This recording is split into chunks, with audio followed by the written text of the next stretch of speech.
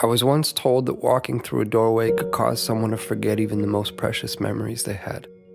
Memories of good, memories of bad, memories of love and of loss, all tucked away neatly, stored like the worn-out blankets that were kept to dress the rainy days and bad habits that happen from time to time.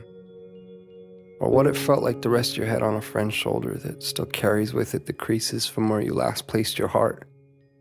Just like that. Gone within a single step. That somehow 3 beams in an imaginary line drawn across some old aching floorboards were all that stood between you and the infinite silence of the very things that once colored your mind with sound. It's funny. You can make yourself believe almost anything if you think about it for long enough. Was that you? Was that you? I was once told that the love I felt beating inside my chest was nothing more than my mind playing an unfair trick on my heart. And like a pair of dice dancing along the uneven pavement, their fate, much like yours or mine, had already been decided. That even the cracks that drew their faults between 2 opposing sides could not escape a fate that was always destined to be sealed.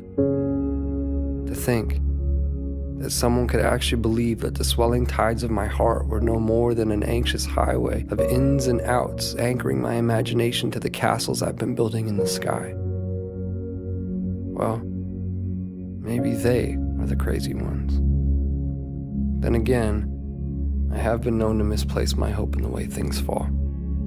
And if I had to confess, there stands a greater chance that I've all but lost my mind in here.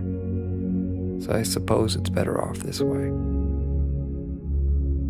Because I've always believed that the odds of finding what you seek tend to favor those who are open to seeking them in the first place. And I, for one, have never quite understood how odds stand to get even without that frame in mind.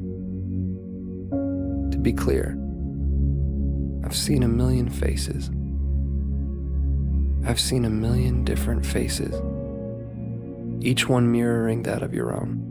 And still, none of them have felt like home to me. None of them have felt like you. So here we are. And I can vaguely and strangely trace your outline. I can remember what it felt like to hold you. I can remember what it was like to stare blindly into your eyes for what felt like an eternity. How could I forget that? I could never forget that. I could never forget you. No matter how long it takes for my words to make their way through the vastness of this place we've called home, I unto you and you unto me, I say them and will continue to do so. Day after day, night after night, never knowing if you'll actually hear them. There's no place for time here.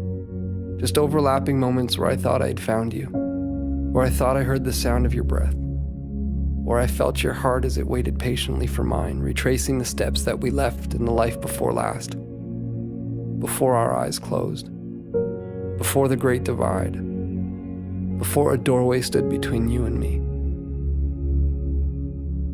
As it stands, I found myself in that doorway again, with both feet in and your heart on my sleeve. But I can't bring myself to walk through this time. Not yet, at least. Not until I take one last look and see that it was you. That it was always you. Our hearts strewn across those old fragile floorboards. The silhouettes of each and every one of our memories playing out like a story that we both know we've seen before. I remember now. This was where I first found you. Beyond those closed doors, I will find you again. My love, I will find you again.